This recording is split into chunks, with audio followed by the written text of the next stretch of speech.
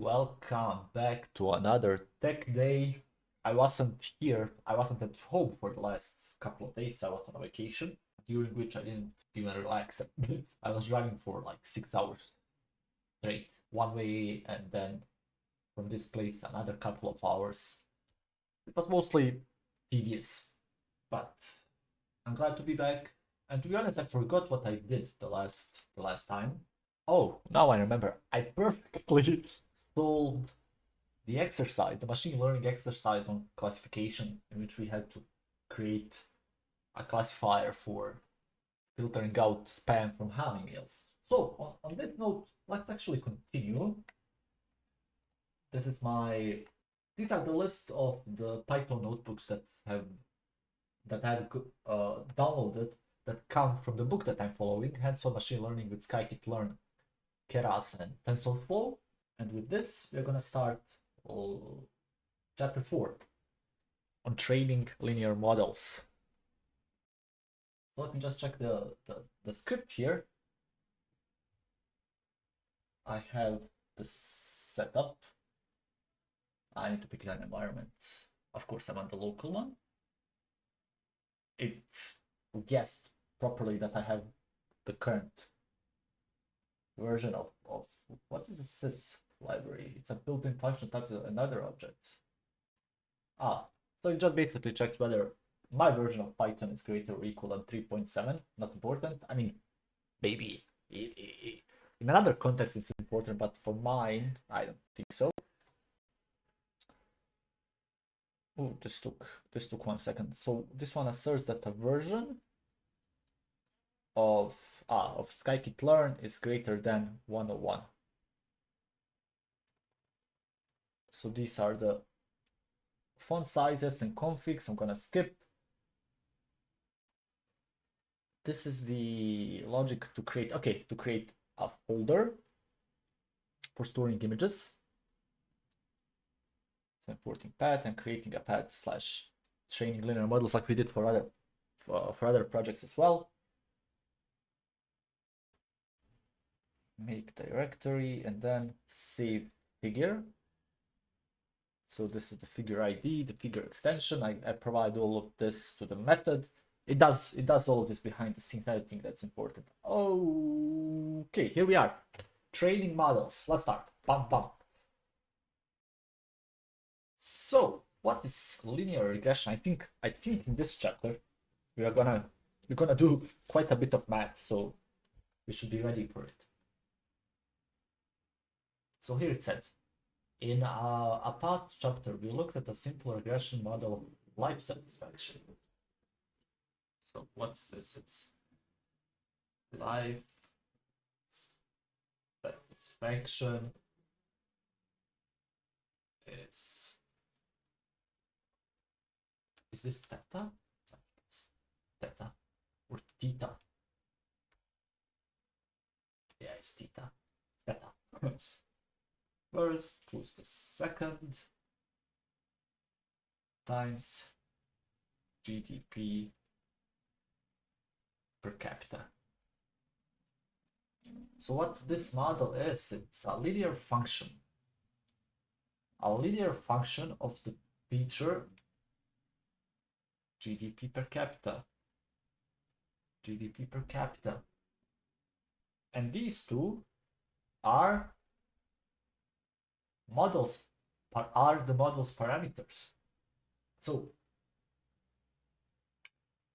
what a linear model does, it makes a prediction by computing a weighted sum of the input feature plus a constant called the bias term. Okay, you know what I don't understand in situations like this? I want also to know the background. It's like, where is this needed? Give me an example of it. And most textbooks that I've been following on a lot of subjects, they just hit you with data, and I'm just like wondering why. What is this? How does this work? So the job of linear regression is to predict a numeric value based on input features. So let me also also put another color here. I like these colors on the right. What are they? Peach or pink or something. So they look especially nice on the black background. Okay. Okay.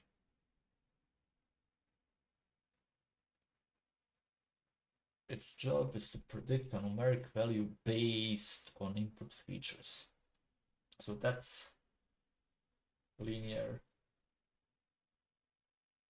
regression.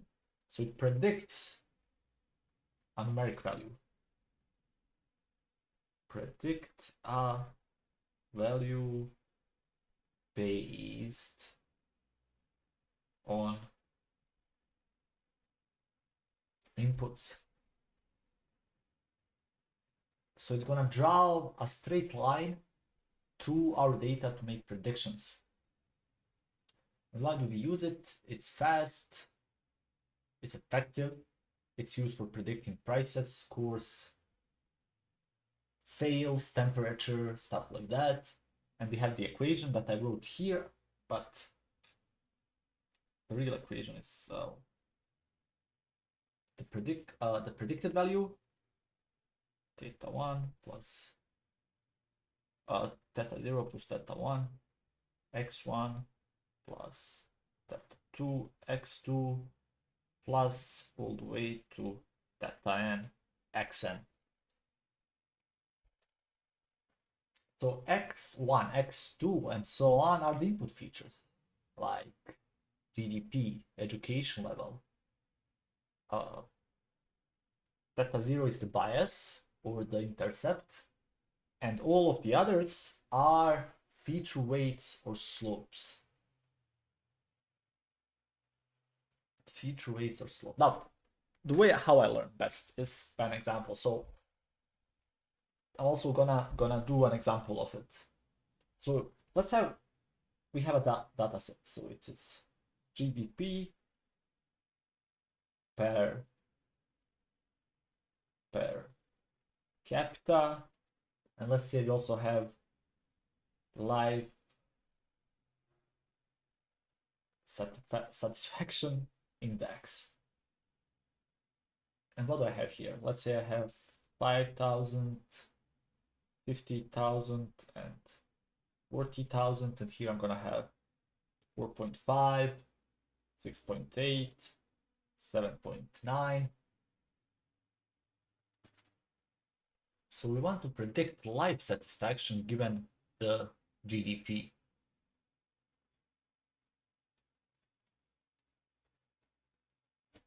So if I just repeat this formula, life satisfaction, and I'm gonna have theta 0, right, plus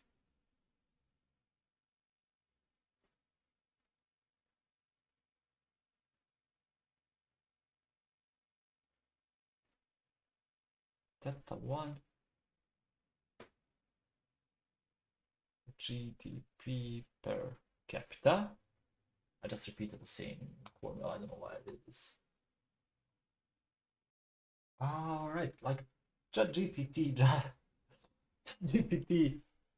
just run in circles for like 5 minutes because I wanted to see how it works like behind the scenes. Basically, we will plot these points on a graph, and on the x-axis we will have GDP, and on the y-axis we will have life satisfaction, and we want to draw a line that comes as close as possible to all the points. You know, for example, let's say it's 5,000, 15,000, 14,000, blah blah blah.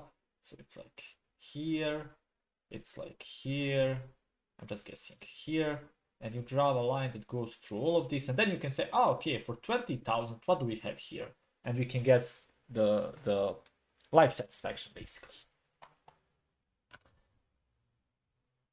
That's the way. That's the way.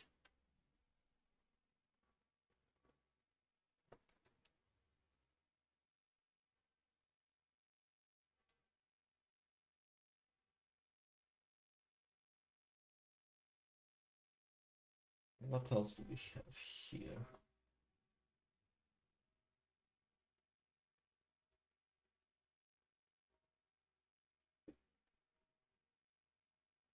So we can also write this formula, this model prediction, in the vectorized form.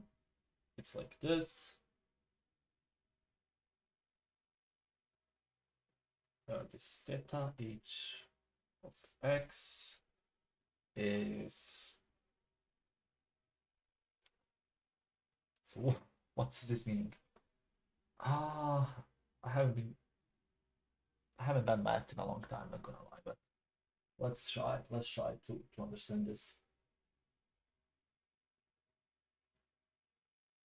So h theta is the hypothesis function, and it uses the model parameters theta. Okay, theta or theta, I don't know, is the model's parameter vector containing the bias term theta 0 and the feature, theta sounds more natural, theta 0 and the feature weights theta 1 to theta n. X is the instance feature vector containing x0. Man, what? Alright, so this is the dot product. This is the dot product. Why do we do this? It's shorter and easier to work with in code or math.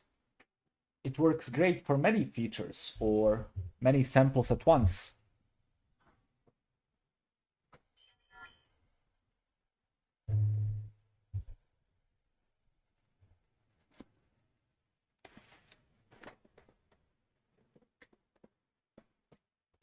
And it makes matrix math and training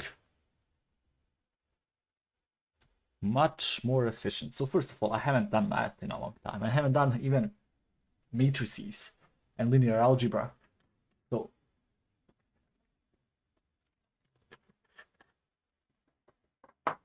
hopefully I have some common sense. So this is the prediction. This is the hypothesis or our model of these parameters. X is the input, and this is the dot product on the right.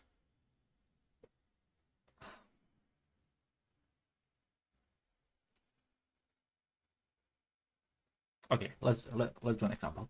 Let's say I have y prime is equal to theta 0 plus theta 1 plus theta 2. And let's say the weights are theta 0, theta 1, theta 2, like what? 485, 0.0008, 2.5. Let's say this. And let's say I also have some inputs. They are 1, 25,000, and 3.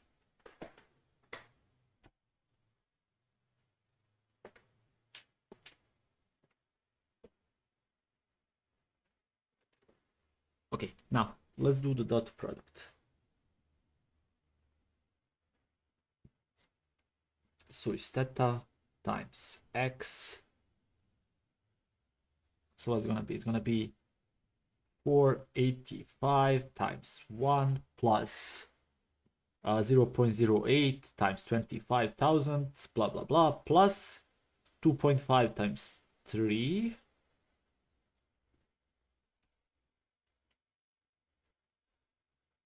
And I sum all of these and I get 1435.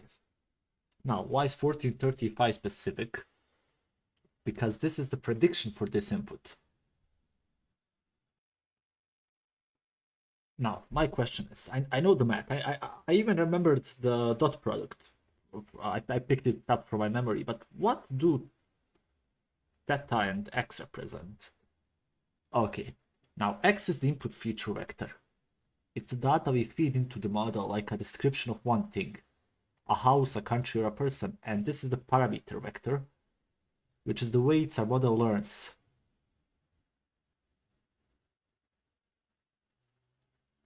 Okay, so if I want to predict a house based on, I don't know, x1 could be size in meters squared, and it can be 100.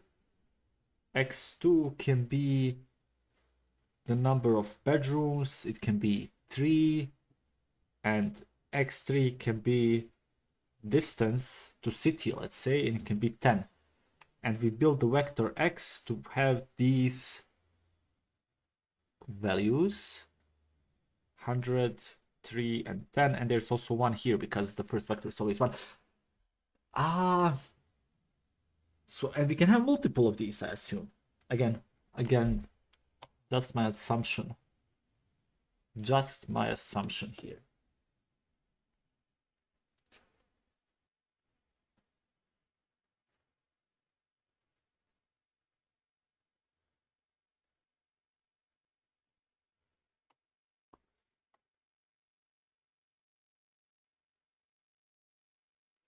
Okay, now if our model learned, for example, parameters like, let's talk about theta or theta.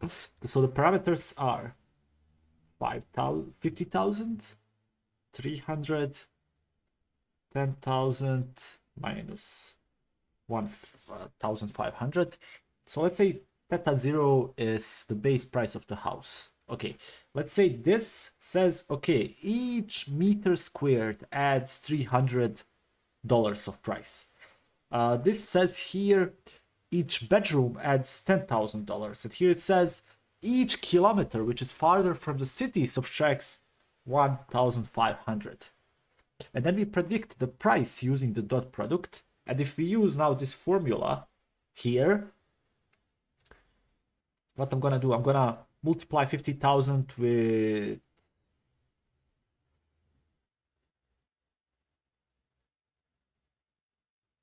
no, apologies, 50,000 is the price, the base price. I'm gonna multiply 300 with 100. 300 times 100 plus 10,000 times 3, because this is the number of bedrooms. 10,000 times 3. And where is the last one? This one is minus. I'm gonna multiply it with distance plus my minus, and I'm gonna say, okay, the house with these properties is worth $95,000. The model predicts that. Makes sense. Makes sense.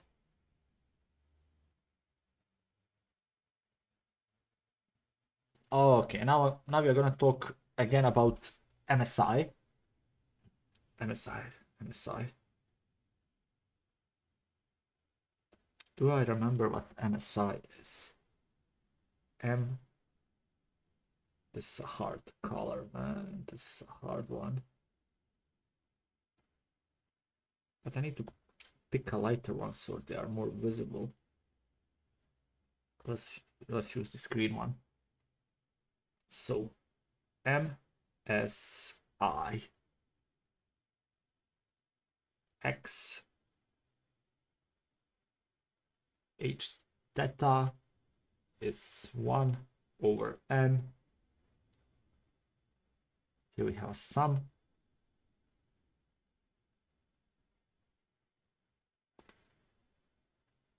I'm already lost here.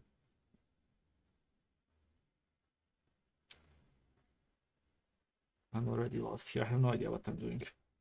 What else is this, man? Am I an idiot?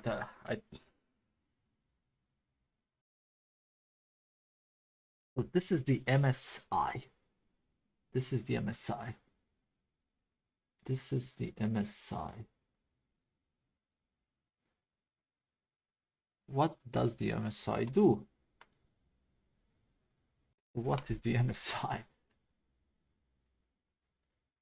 So our goal in the end is to find the best possible values for theta, for the weights, to make the model's predictions as close as possible to real values. And to do this, we use a cost function to measure how wrong our predictions are and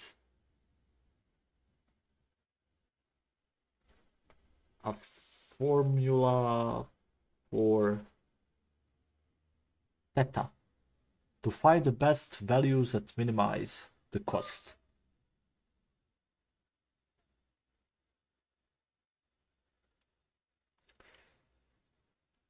So the MSI is the mean squared error. This is how we measure how bad. I always forget it's the mean squared error. How do I forget it means mean squared error? It tells us on average how far off the predictions are and squares the error to punish big mistakes more. Again, same thing. Let's say we have an example. Someone's happiness score. Real and predicted. Let's say the real is 7.0, the predicted is 6.5, 6.0, this is 6.2, 8.0, this is 8.3. Then I find the errors by, let me take these two values here, by subtracting them. And I get, oh yeah, now I know what this means. Now I know what this means. I get 0.5, then I square this. I get 0.25. And then I plug this into the MSI. I have three guys below here. The first value is 0.25. Now I do the second value, which is what, 6 minus 6.2, it's 0.2 minus 0.2, which I need to square. It's 0. Plus 0.04. And then I do the last one. I'm gonna do the same thing. The value is 0.09. And what I get 0.1267. Which is our mean square error, which means lower MSI. We get a better model. So that's it basically. I always, yeah, this is the number. I always, why don't I take a better look at this? So this is the number of examples. So we go from 1 to the number of examples.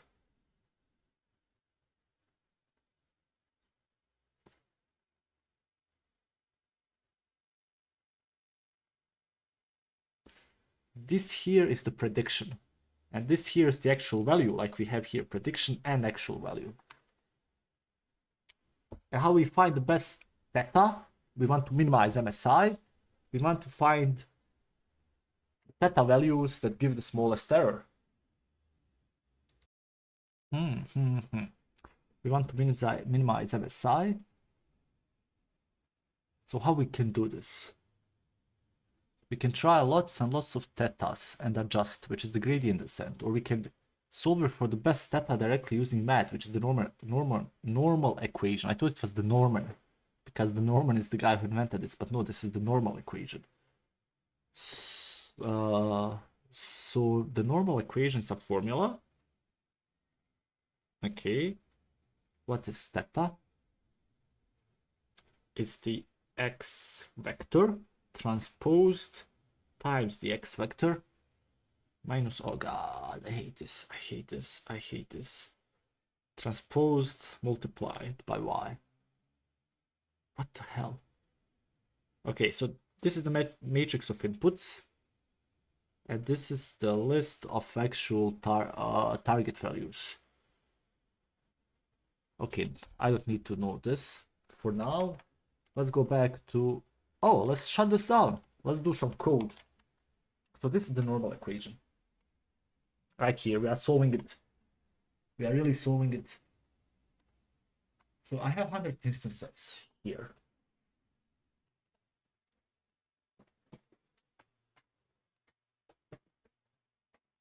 And I have the X matrix and what's this? The column vector. 4 times 3 times X plus, okay, What is this doing? What is this doing? What is this code doing? This code is generating training data for a linear regression model, and this training data is random. So oh man, I'm such an idiot. I'm getting random values in a given shape. Okay, so we have an X that will create or generate a column vector of shape, because this is 100 is gonna be here, so we're gonna have 100 elements in the vector. And if I multiply by 2, they're gonna be between 0 and 2.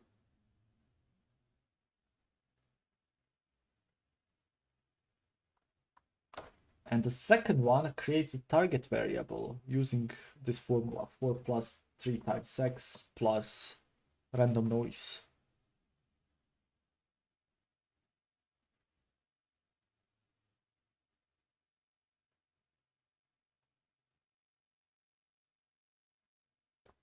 So this creates the target variable y.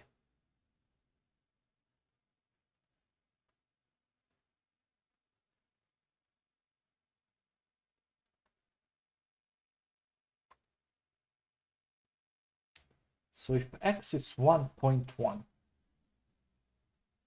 then y, we calculate y for each x. So y would be 4 plus 3 times 1.1 plus random noise is 7.3 plus random noise. So each point is near this line. Okay. So each point is near this line, but it's not perfect, just like real data.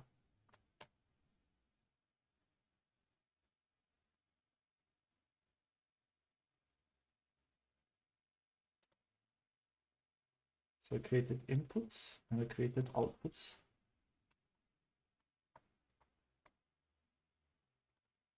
Yeah, this makes sense now. This makes sense. I understand it now. So I'm just plotting x and y. What is the B meaning? I mean the dot, blue dot. Haha, blue dot. We are looking for blue dots. Okay, so we just basically generated random x values. We have a y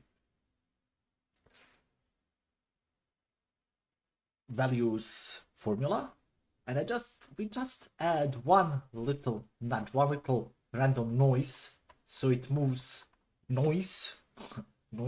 So it moves the values for them not to be on a straight line. Wait. Let's see what happens if I do this. I run this, then I run this. They're all gonna be on a straight line. Yeah. So we just do this for testing. Like, these books should write stuff like this. Hey, this is done for testing purposes. People need to write books that are not that I don't know how to even call it. Not that dense. Do what TikTok is doing. Try to fit like 1,000 page books into 20 pages. Is it doable? Most probably not. So this is the normal equation, I assume.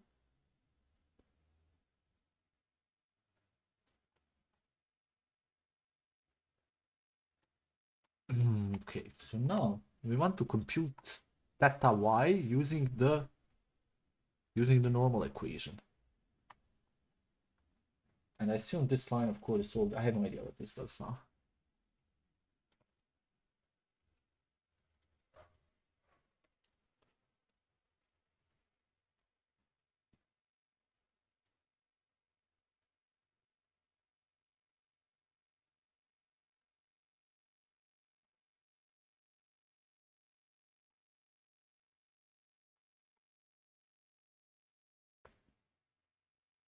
Okay, let me try to think what this code would do without looking at an explanation.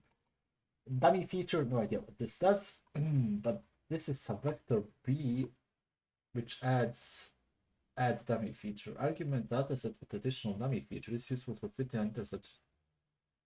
Ah, okay. Okay, I assume that this dummy feature thing is just adding another value to the X vector.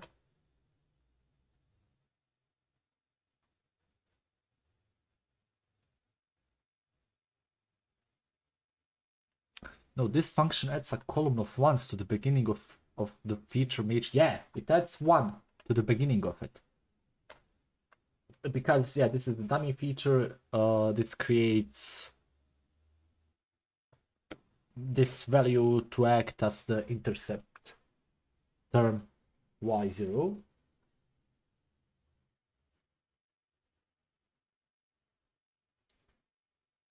And now we're ready for the matrix math.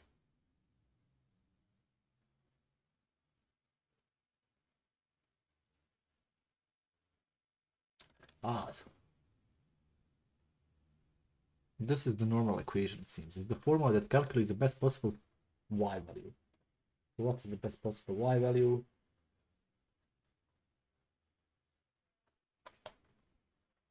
So first of all, what is this?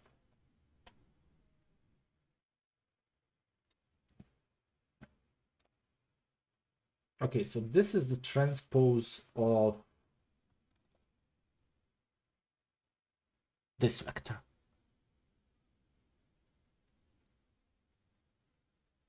This is the matrix multiply. Okay, so this is just, I just need to read better. I assume this is just the formula of it.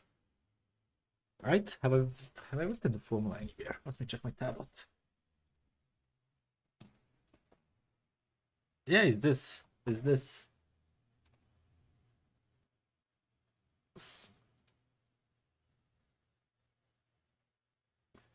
So this is the matrix multiplication, and we take the inverse of this, and then we do another matrix multiplication with another transpose, and then we multiply another time with y. And I get two values in an array. Why do I get two values? Why would I get two values in this case? Why would I get two values here? I love when I'm learning and I'm finishing whatever, and I can see the slider going slightly down, and as I'm going more down and down, it makes me happy. So why is this? What is this value? Why do I have two values here?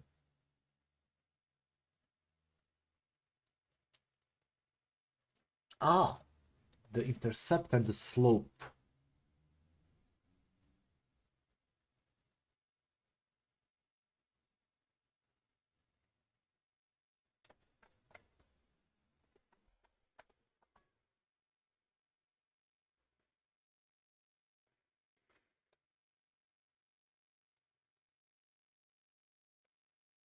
Ah, right. So it all makes sense. So these values. Wait. Can I go back to the drawing board? Is it working? Yeah. Where's my initial formula? My initial formula was. It was y is equal to 4 plus 3 times x. And here I get the theta values of. I have an array of around, let's say, 4.21 and around 2.77. So I would wish for 4 and 3 because it should represent these two values. I would wish for 4 and 3, but the noise made it impossible to recover the exact parameters of the original function. The smaller and noisier the dataset, the harder it gets.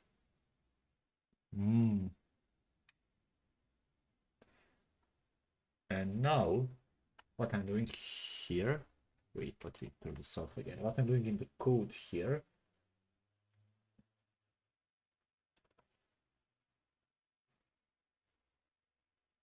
wait, let me think. Why predict? is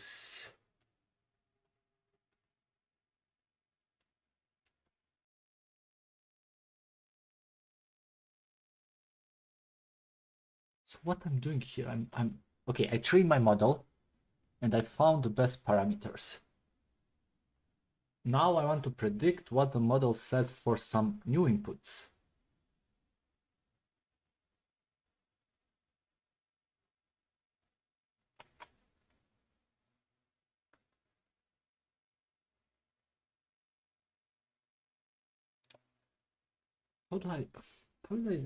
Where do I get this 0 and the 2?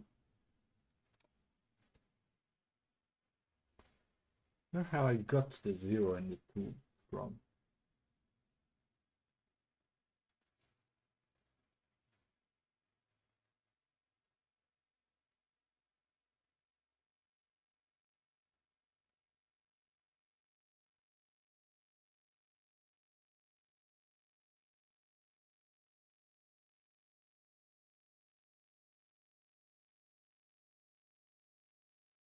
What? I have no idea how. Yeah, I mean, I know what this does. It creates a vector. No. I clicked something. I have no idea what I clicked. What's this? References. How do I open this? Find all references. Okay. What this does is we create a new array. It contains 2 values. So it basically acts like a vector. And to this vector, we add some dummy features. And I make a prediction.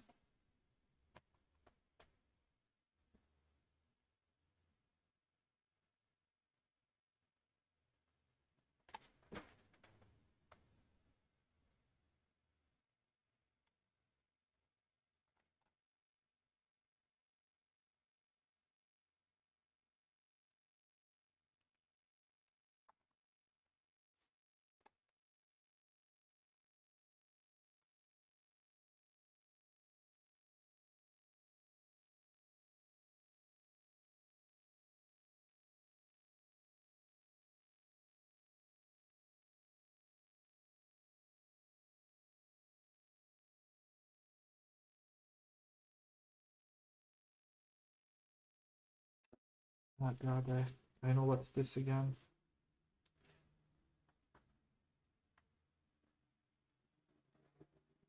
So we trained our model and we found the best parameters. Now we want to predict what the model says for some new inputs. And these are the new inputs where we created where x is 0 and where x is 2, let's say. So if x is 0, we would get, where's the original formula? 4 plus, we would get 4, and if x is 2, we should get 4 plus 6 around 10. And we got these values.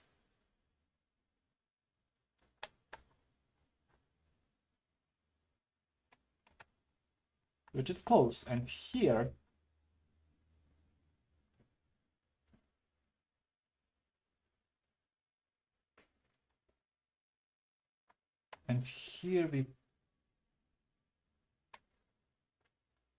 what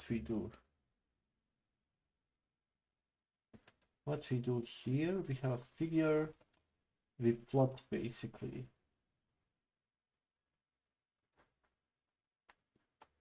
red line. So I plot x new and y predict.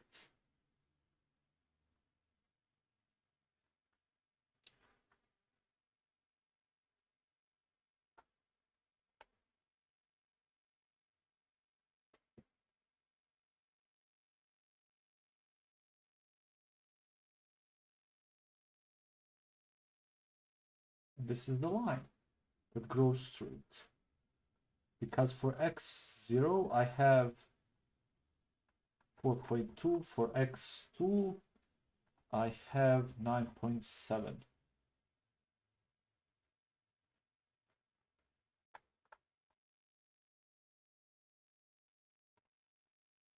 So the next coding snippet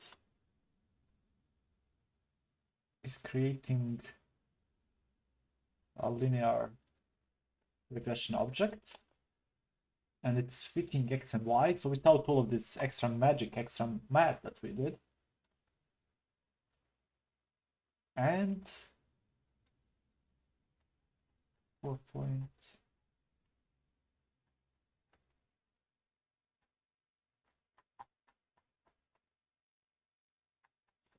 So this is basically the same value here.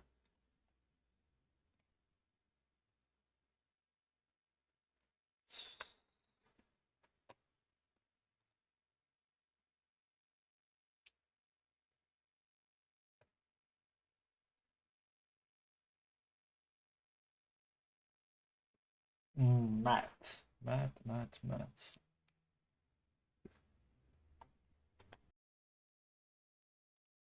Okay, here we get these values. I assume we get this from linear regression. So this is the class.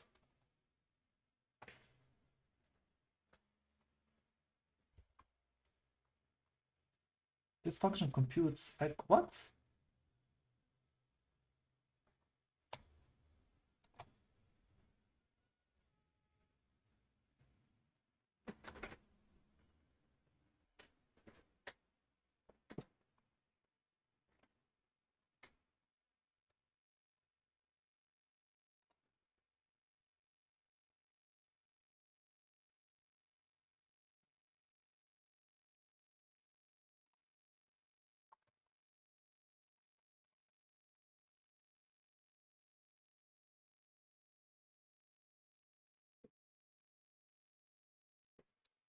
Right. Before going to the gradient descent, before moving forward. Okay, is this working? It is. I'm gonna move all the way here, and I want to know what the more Penrose inverse is.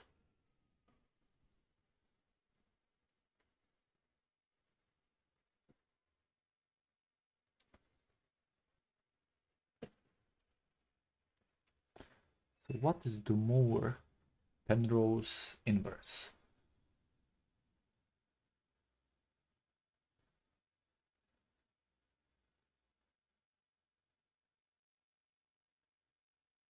And it happens here. NumPy lim alg pen xp matrix multiplication y. So this line of code calculates the best fit parameters using the more Penrose pseudo inverse. Why would we use pseudo inverse instead of the normal equation? Okay. Okay. Now I understand it. Because it works a lot of time, but if the matrix transposed of x cannot be inverted, if the data has redundant feature of not enough training instances, we could use the more Penrose inverse. It always works, even when this guy right here is not invertible.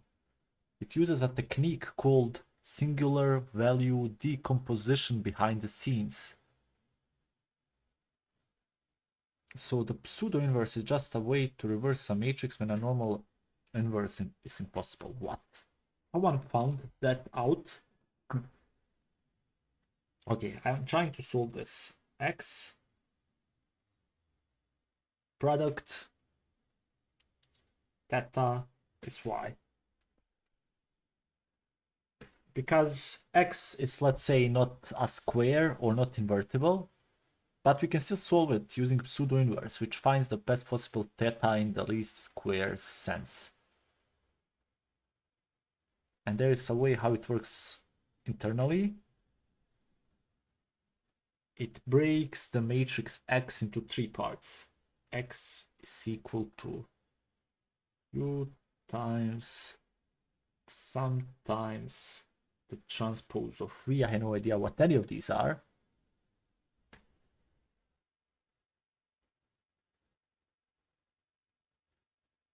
Oh, it only breaks the matrix, and then it also computes the pseudo inverse by doing what?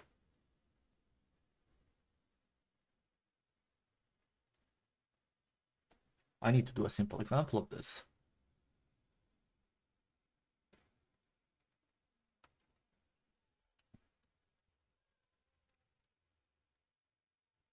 Or do I need it? Maybe not. Maybe not. Maybe I'll need it.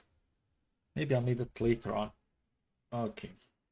I understand the way it works. I don't understand. No, I understand where I can use it, but I don't understand the way it works.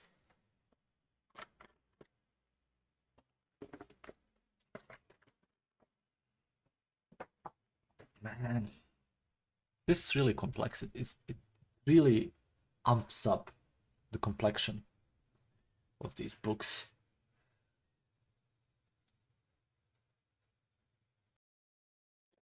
All right, folks. Let's do gradient descent now.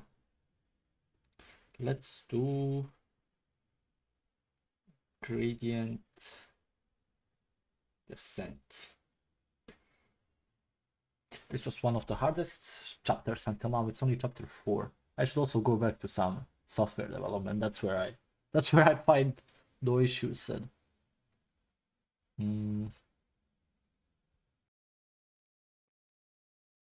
So what is the gradient descent? Gradient descent is a generic optimization algorithm capable.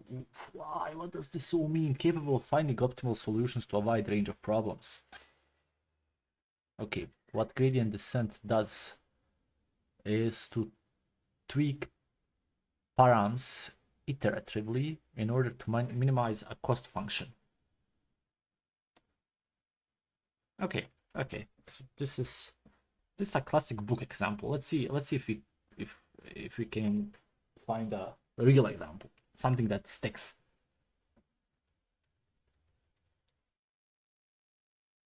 Okay, gradient descent is an algorithm, so it's a function that helps a computer figure out how to adjust its own settings little by little to get better and better results. Okay.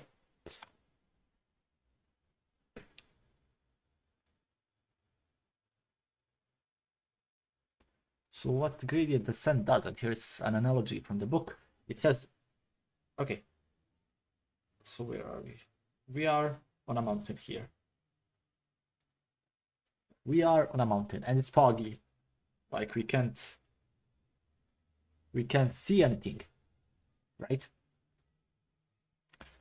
So we feel with our feet to which direction the ground is sloping. So we take a tiny step, then another step, then another step, and then we reach the lowest point in the area, which is the valley. This is what the gradient descent does. Okay, this is the book explanation simplified. But in machine learning, the slope is the gradient of the cost function. Okay, so it's the gradient of the cost function. A cost function is just a way to measure how bad your model is doing. Okay. Okay, so gradient descent says, okay, if I tweak this parameter, will my error param, will my error be better or worse?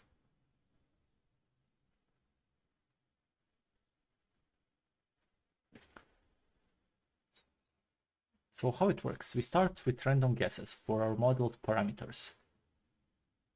We measure the gradient.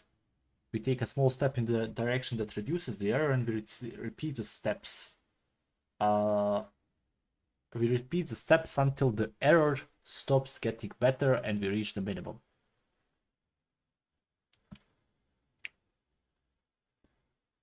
Okay, let's say we're trying to predict a house. We have a formula, which is y prim is equal to theta 0. So the formula is like this.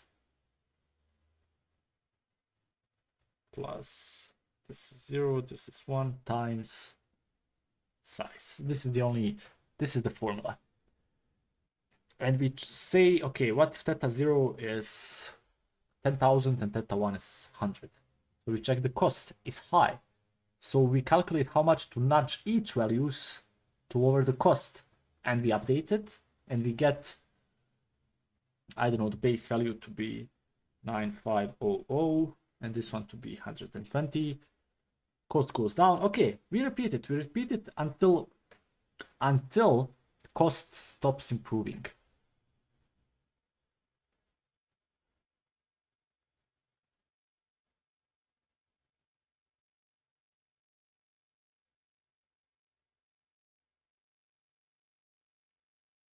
Okay, same thing for spam classifiers. Let's say we are training a model to detect spam based on word counts, only word counts.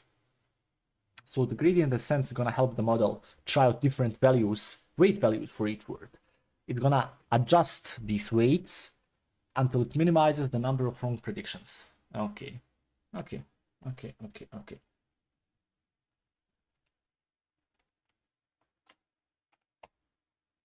Let me just turn off this guy. Yeah.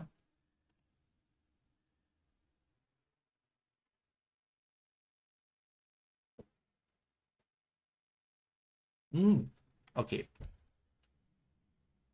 Before we even go back to the code, there's another thing that we need to say.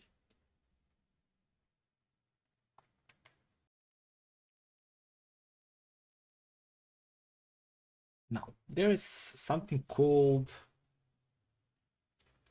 batch gradient descent. I think, yeah, this is the example from the book. I'm just gonna go over the theoretical part of it. So this is the batch gradient descent. So what is batch gradient descent? It's a method for finding the best model parameters that minimize the error. It means at each step, look at all the training data, the whole batch, to decide how to change your model. Okay. We use derivatives.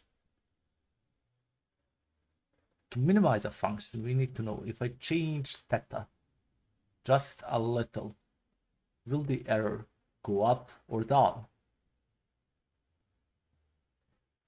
And this is a partial derivative. It tells us how changing one parameter affects the overall error.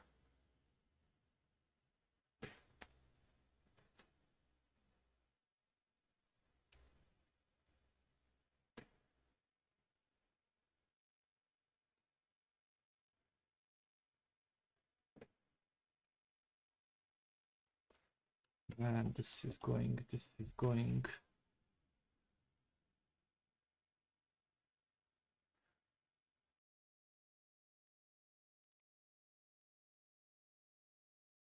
is the formula of the gradient descent.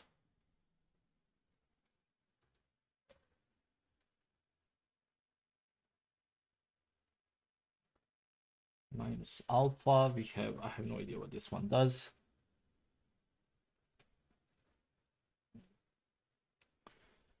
Okay.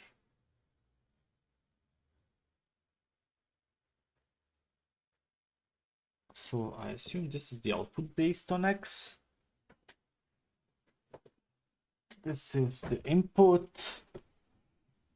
And this is the learning rate.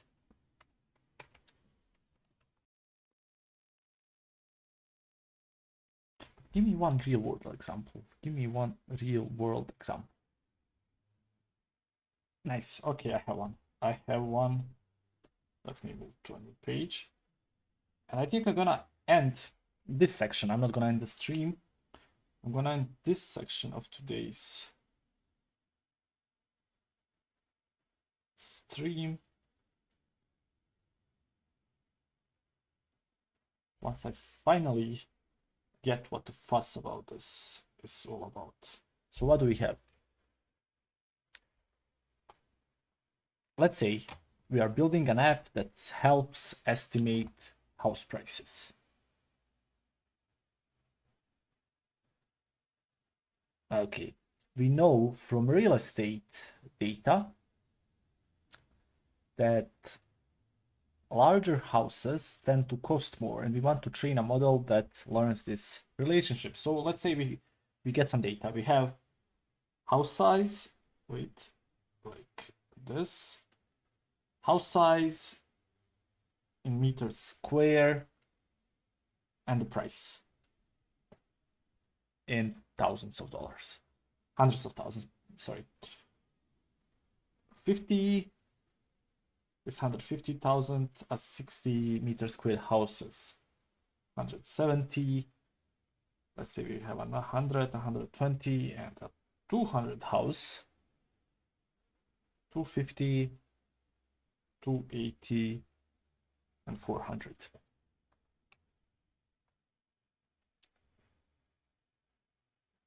So, I need to build a model of the form. Price, this is the predicted price, is equal to theta 0 plus theta 1 times size.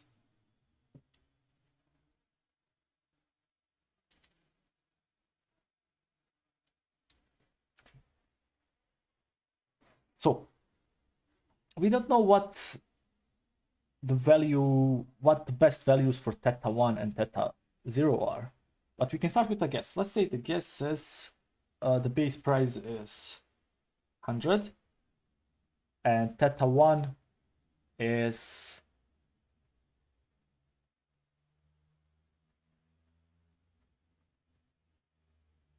1 times size. Then let's predict prices using this guess. We are going to compare with real prices, and we're going to use the gradient descent to adjust these values to reduce the error.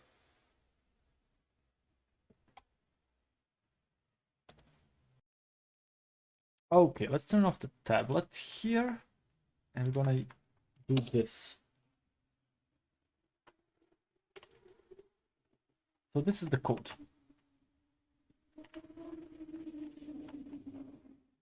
This is the learning rate. This is the number of epochs. This says, okay, this is the step we take each iteration towards the minimum. And this is how many total steps we take.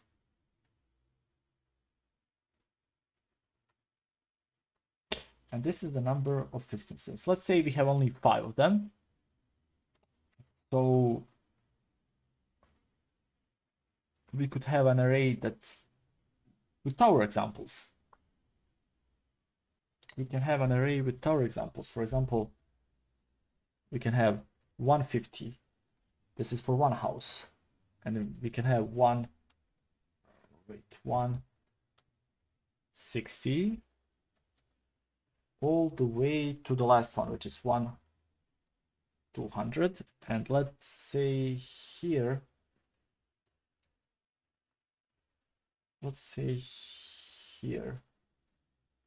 I just had 3 dots for all of them. Okay, for all of them. So we have 5 data points.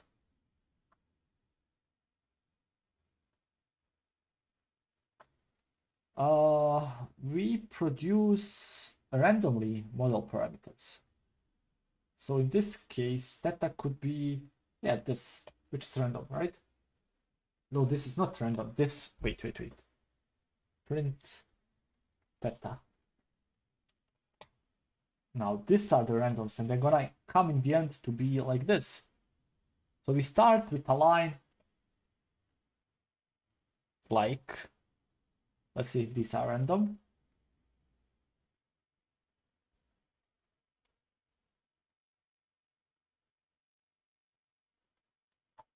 Okay, let me go back. Here, open this up. Yeah, where's my pen? Here.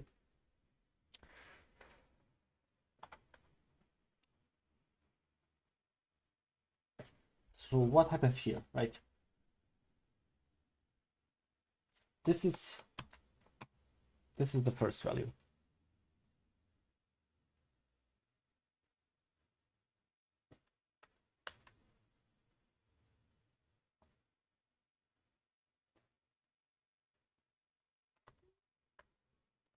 low.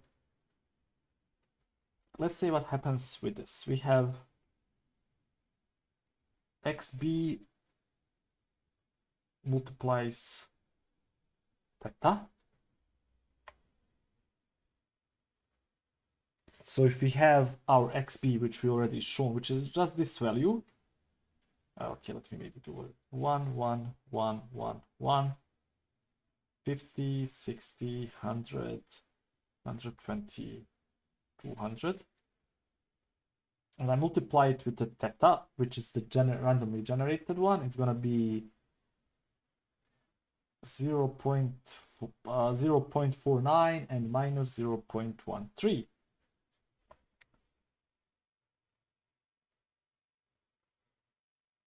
Then we multiply it, blah, blah, blah, blah, blah, blah, blah, blah, blah. And let's say we get...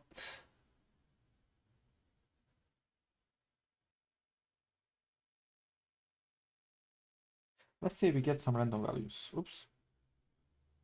And let's say the random values are... No idea. Minus 4.5. Minus 5.5. Minus... But these are just random, let's say. And now, if true values... If the true values were something like 150, 170, 250, 280, 400. So if this is the true value of homes, we would get some errors. And we can say errors are, one is 150, the other one is 175, minus 300. So I'm getting errors.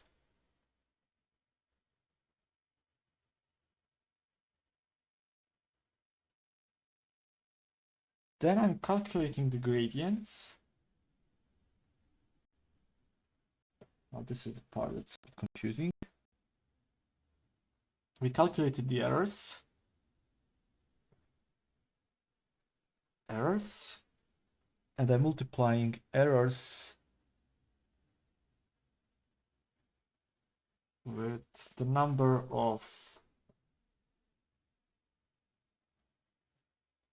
of instances divided by 2 times the transposed value of t.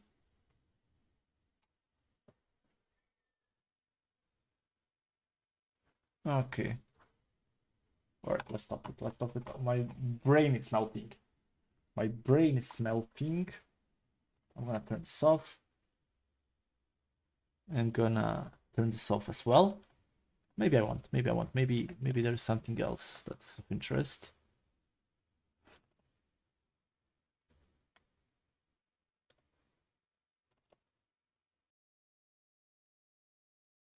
Now, what I want to do, I'm done with machine learning. I want to talk about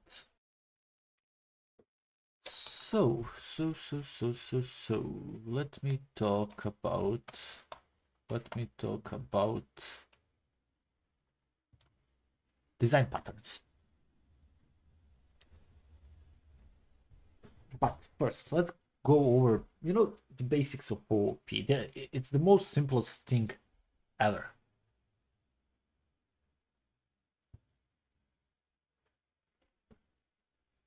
So object-oriented programming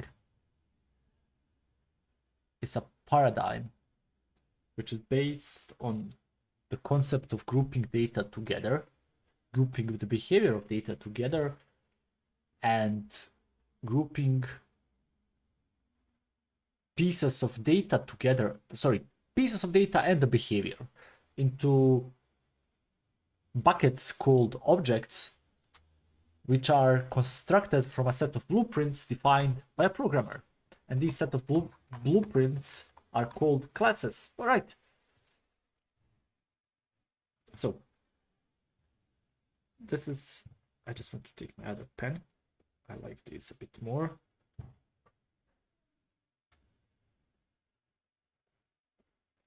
Let's say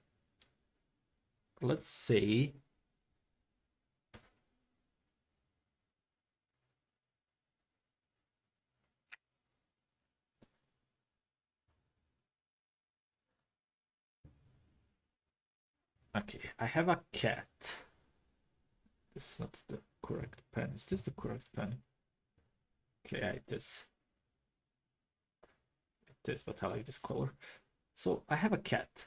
Okay, a cat. And now I can construct a class from the cat. And the cat can have a color, name, age. And the plus means that our fields here, because these sections above are called fields and these below are called methods. So the fields can be public or private. Now the methods can be eat,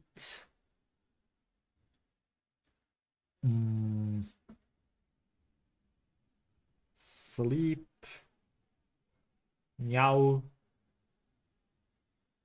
and some even can have properties. For example, sleep hours.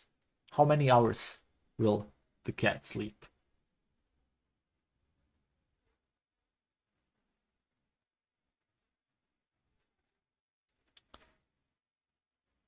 And let's say I have two cats. I have two cats.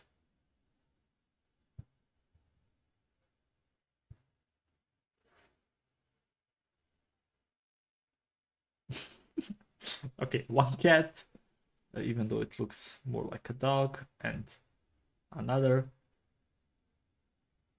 Oh, this looks even more like a dog. Okay, let's assume these are two cats. And I'm gonna call them Leo and Leah, let's say. And they have certain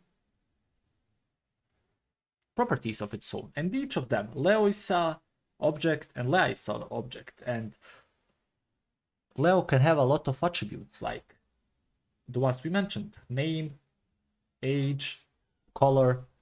Leah can have the same. Okay. So if this is a class, it's just a blueprint that's gonna create different objects. I mean, this is really simple. I repeat this for like hundreds of times.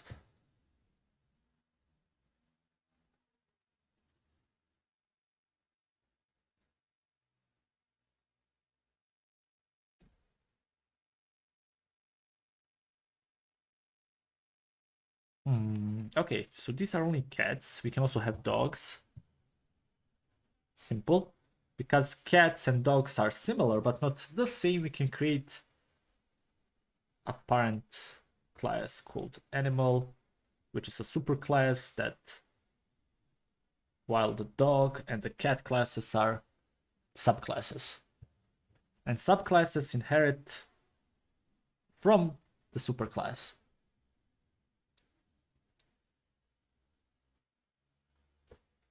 And there are some common classes, so common fields and methods in the animal superclass, and these subclasses inherit these common values and methods, and they differ themselves in maybe some certain specialized behavior, so you add these to the subclasses. Right. Okay. And then we have pillars of OOP, which is again really simple things. What do we have? We have abstraction. We have polymorphism and encapsulation and inheritance. This is so simple. I mean, not so simple, it's just basic stuff. I want to come to the every time I start something, I think you need to go past the basic stuff to just remind yourself. Okay, abstraction. Okay. Abstraction. We abstract real life objects, but we only abstract them in the context we want them to be for our certain domain and purpose. Like we can abstract a cat and I don't know, a video game in which a cat has a certain set of behaviors, and we can abstract a cat for purposes of a veterinary institution where a cat would have data such as illnesses, the history of illnesses, I don't know, possible kittens,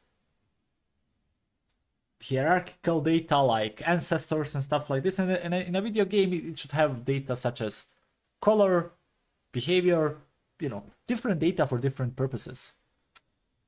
Which means that abstraction is the way we model real-life objects based on a specific context. Okay, encapsulation.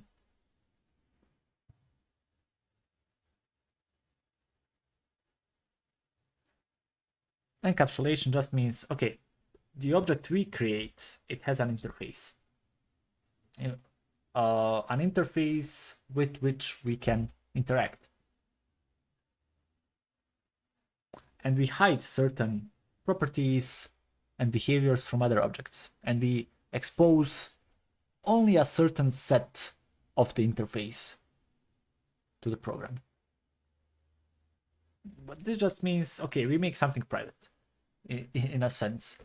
Like back on the hospital veterinary data regarding cats, we can make certain data public to everyone, but we can hide other data that's only, let's say, visible to doctors or someone who has a certain level of authorization.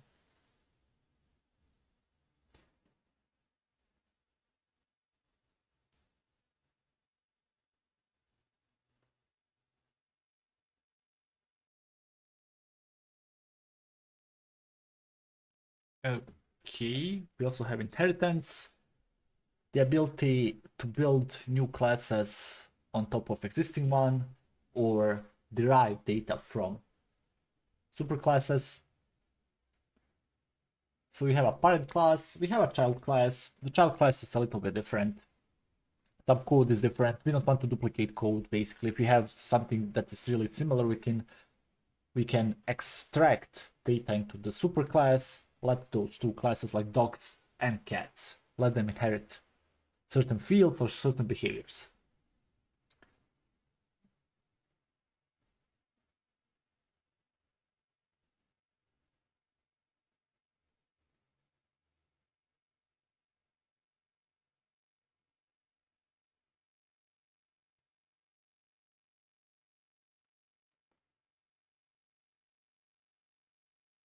And also polymorphism, again, dog and cat. Most animals have a similar behavior. Dog and cats can run, so we can extend it to the animal or to the parent class.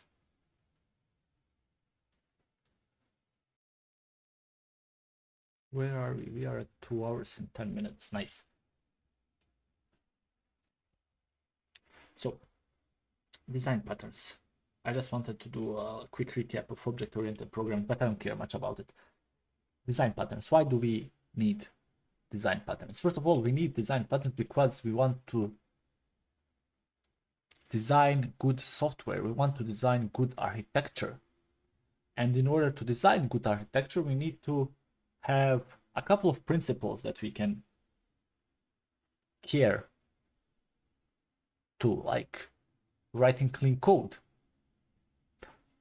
And how can we write clean code? We can implement code reuse, which is a really good way because we can reuse complex behaviors.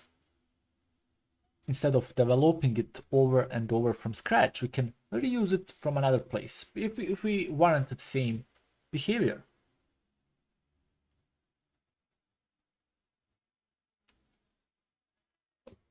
Sounds amazing, we have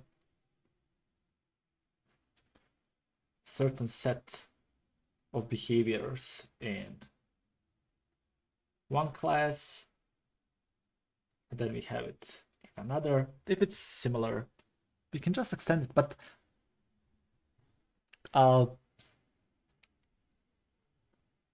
how we can create a code that is more flexible. You know, we can use design patterns. Design patterns can help us write flexible code.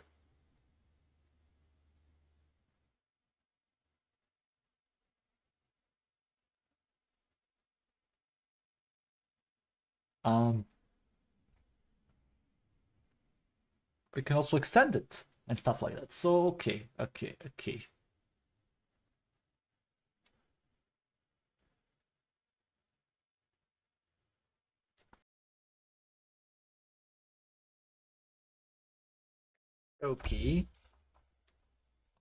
I mean, these are all basics. I think I'm gonna go back to you. I'm gonna get back to you when I hit like some interesting design pattern that we can use. So I don't know. I want to do a bit more. So maybe I can see what's new. What's new in the world of internet? In the world of tech. What is new on Hacker News? Let's see. What is there? What is there? Oh. And what was interesting on the same date last year?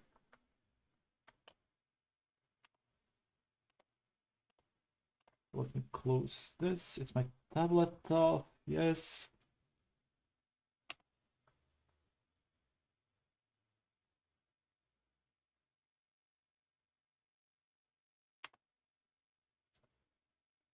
So what do I have here?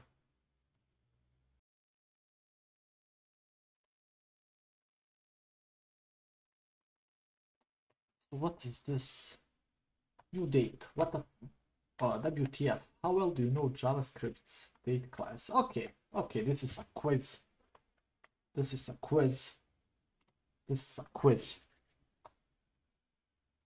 Let's do the quiz. Let's do the quiz. New date. How well do you know JavaScript's date class? Really bad. That quiz. New date 0. I'm losing it here, boys. I'm bombing hard.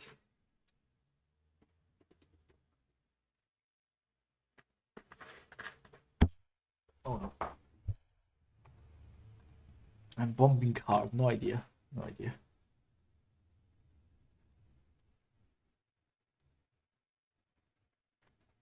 My guess is that it's invalid.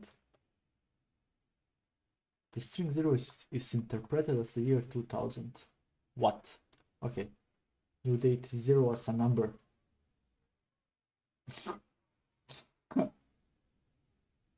Is this invalid? The number 0 as opposed to the string 0 is interpreted as a millisecond since the Unix people. You know what? It doesn't make sense, but it does make sense at the same time. Date parse 0 equals date parse 0 is a string. They are supposed to be with using date parse. I think what date parse does is that it calculates the amount of milliseconds passed. So this should by all intents be false, but for some reason I think they took me both parts. Yeah, it makes sense. Okay. New date, not a date. This must be an error. Or maybe invalid date. Yeah, invalid date. It's still a date object. It's not null. It's not null or an error. Okay. New date, not a date. Get time. If it's an invalid date object,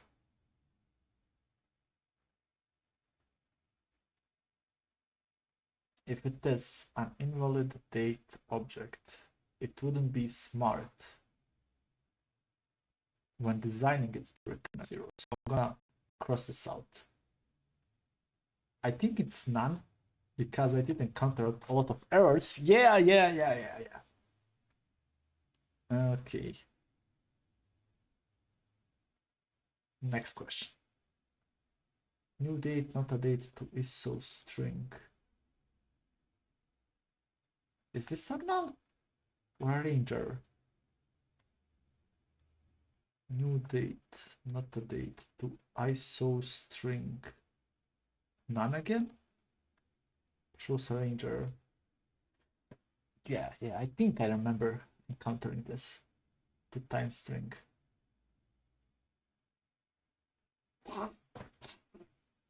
If it doesn't throw an error, invalidate. What the hell, man?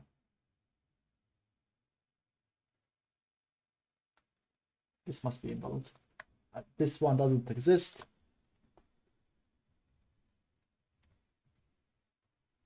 It needs to be invalid. But can it be 2001? Oh god. 2002?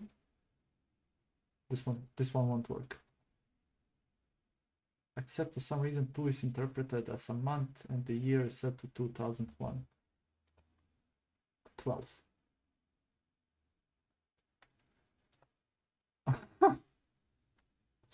Oh bad. I'm an idiot. 2013. Is this the year finally? It's an invalid date. This makes so much sense. This makes so much sense, but I'm an idiot. New date 99 is bigger than new date 100. It shows an error. It's true. Man. It shows an error. Why am I clicking it shows an error? It never shows an error. New date 12-1. 12-1. Is 12 the month and is 1 the year? Or is it vice versa? Is this one? Yeah.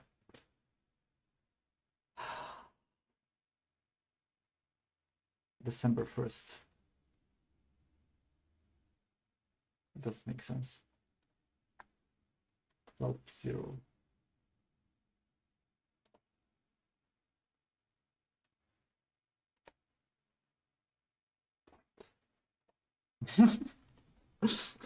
Perhaps 1. Okay. New date, perhaps 1. It's an invalid date, right? Radiant text is always ignored. What? New date, perhaps.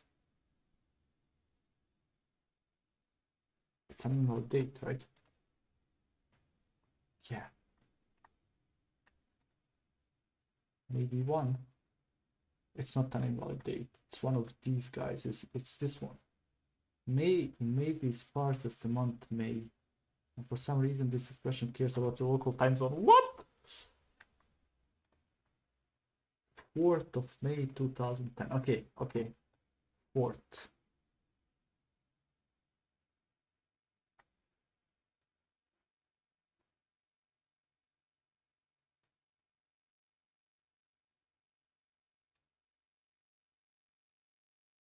It's this one. I have a feeling yeah. 4th is ignored. This is just parsing May 2010, and again local time zone is important.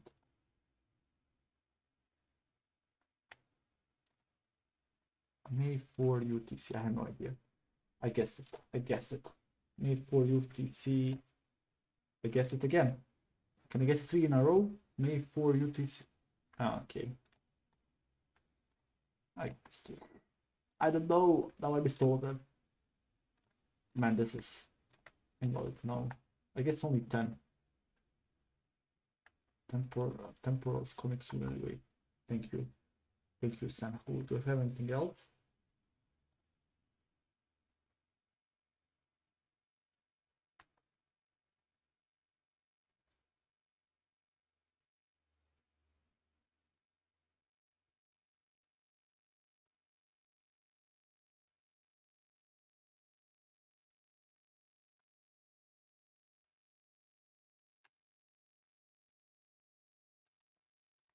My all-time favorite thing on the internet can be found here. How Flash games shaped the video game industry. Cool. This is really cool, actually. I like when I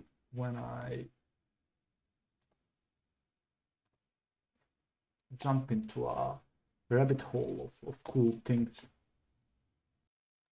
Okay, there are some debates here. The general theme seems to be that the parser is very eager to find some interpretation of the input as a date, even in ways that appear pretty unprincipled, even in circumstances where human users would probably not agree with interpretation. Okay.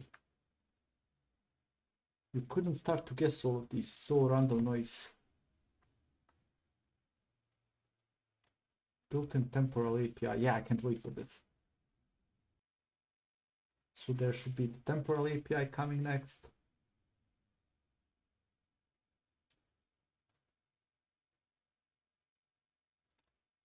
Okay, interesting. This is really cool. JS, wait. Sample, and you can press all of these. Fun. So what he's explaining, Turing machines.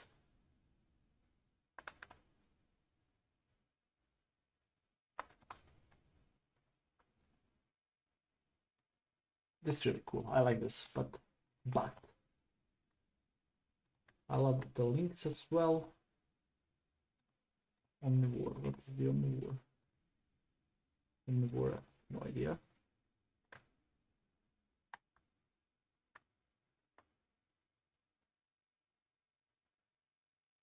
Pragmatic bookshelf. What is this?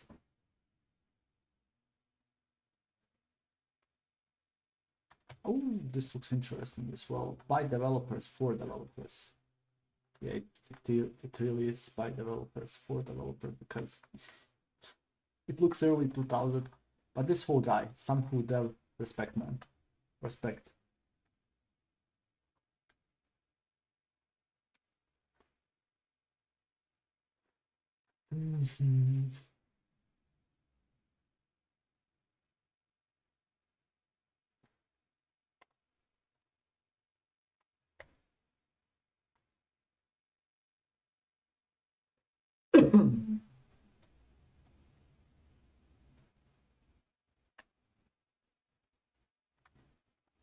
What's Piccadilly?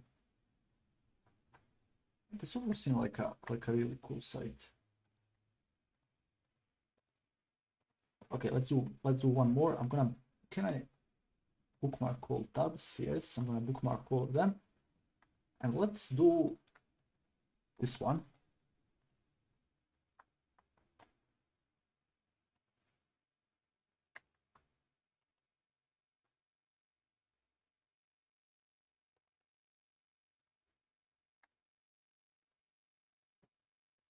I'm gonna continue with this some other time. Okay, how Flash games shaped the video game industry. I'm gonna close all of these others. Flash is dead, but the influence of Flash games on modern gameplay is inescapable. This Flash game is called Cannabalt. A businessman crashes out of a window and starts running to escape the destruction of his city. Cannibal sparked the entire endless runner genre of gameplay, which is now one of the most popular genres of mobile. So this is like Subway Surfer, right? Is it Subway Surfer? Where is the game? Ah, it's this one.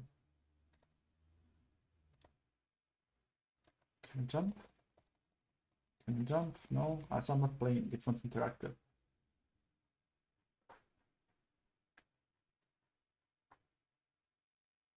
This Flash game is the Crimson Room. Trapped in a room, players have to find clues and solve puzzles to escape. Escape room games now a popular genre, originally came from Flash games. They even made the jump into real life. Okay, this may be a bit far-fetched.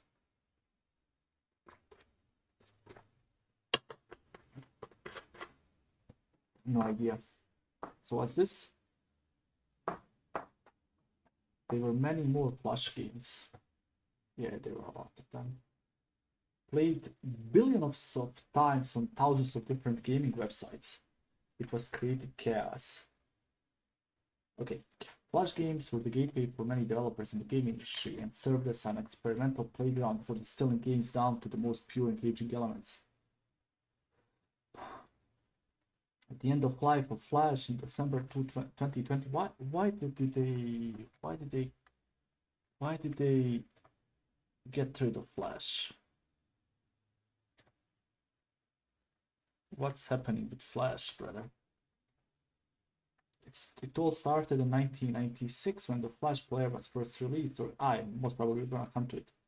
Originally, it was intended for web graphics and animations, but when it got its own programming language in 2000, developers started to use it to make games.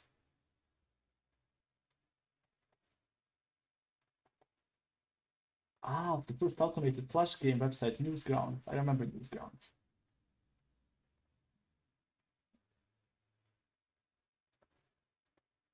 Okay, we have these games. Spear Britney, Kiss Britney.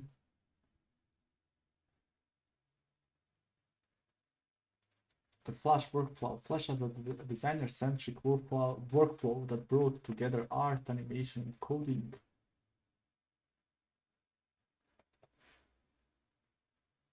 Okay, so games like these. What else do we have? Accessibility. Anyone can play Flash games by just clicking a link. Playing and sharing games today is not as easy as it was 20 years ago. Alright. Do I know any of these? No.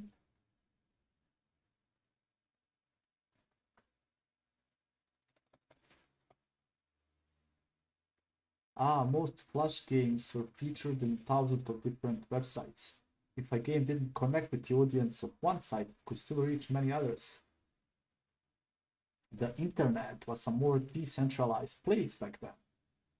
Nowadays, games like McDonald's video game, where you corrupt politicians and destroy the rainforest to make fast food, would most likely be banned from the App Store. What? This game existed?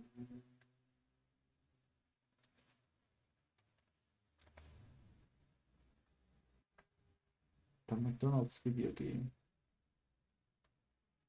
Wow, it really did. Cool. Cool, that's really cool. Okay, so most Flash games were made in a quick amount of time using rapid iterations. The beginning of the end for Flash. In 2010, 2 years after the release of the iPhone, Steve Jobs wrote, Steve Jobs, yeah, of course, he's somehow connected, an open letter explaining why Flash wouldn't be allowed on Apple's platform. Flash had security issues, drained the battery, and was built for desktop computers, not mobile devices with touch interface. Look, there's a real letter.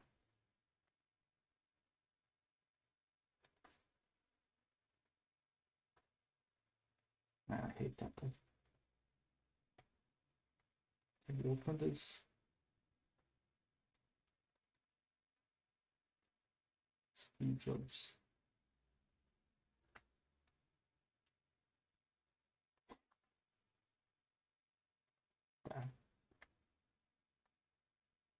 Okay, by 2012, the number of players on Flash game websites was declining and fewer games were being made in Flash.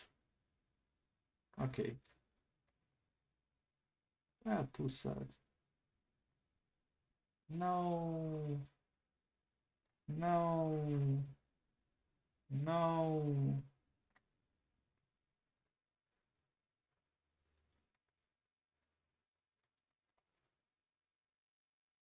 Okay, these are some. This is some feedback. All right. So that's why Flash failed because of Apple. Oh, on that note, I think I'm gonna close my 2 hours and 37 minutes. Thank you for watching and see you some other time. Bye.